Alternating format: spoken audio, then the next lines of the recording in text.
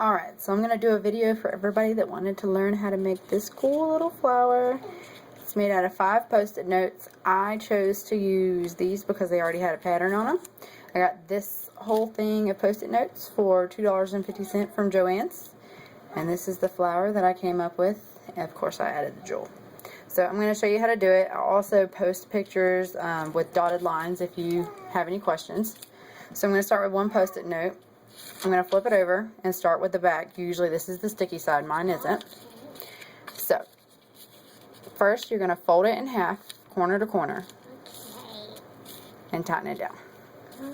And then this top piece is going to be whatever is showing here on the flower. So I mixed mine up. Some of them are plain, some have the little key, and some have the stamp mark. So I'm going to do the key. Then you're going to take your right corner, fold it up to the top, and tighten it down. Then you're going to do the same with the left. Of course, I'm not that great at this, but it's pretty easy, so that's a plus. So then you end up like this. The next thing you're going to do is start back with the right, and you're going to fold it over edge to edge, like that. So it's just like you're folding it down. And you're going to do the same with the left. So then you got this little pattern. Okay. You helping me, Cadence? This is what it looks like from the back. This is what it looks like from the front. So the next part that you're going to do is you're going to take these corners and you're going to fold them down. So the easiest way for me is to just fold them over until you're back to that. And then what I do, see, it's folded over, I'll open it back up completely, which is probably not the easiest way to do it, but it's easier for me because it's less confusing. So what I just folded over, these two pieces here, I'm going to fold them down and kind of like hide them like that. I'm going to do that with both sides. And then I'm going to go put it with these still facing down. I'm going to go put them back together, these two flat pieces. I'm just going to match them back up, straighten everything back out. So you kind of end up with this. So now what you're going to do is you put it together. And I'm going to start with my left side here. When you put it back together, you've got kind of like this little loop with your piece on the inside. You're going to flatten it like this. And then fold it in.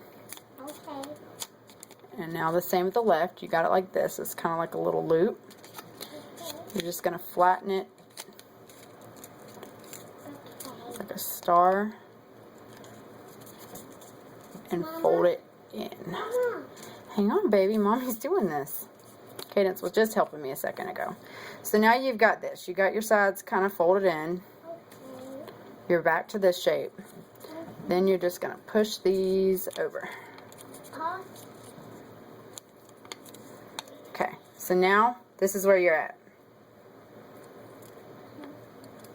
You're back to your shape.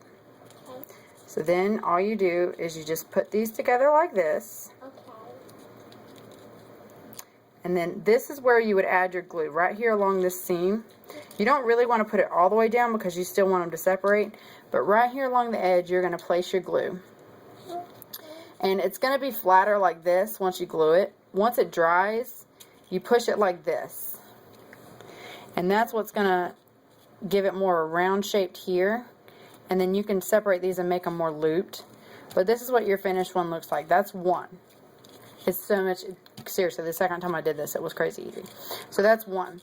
Then you're going to do 4 more of these. You want 5 of these. Okay? So do all 5 before you start gluing. This one's not glued, of course. I'm not going to take the time. But once you do all 5, I'll flip it over.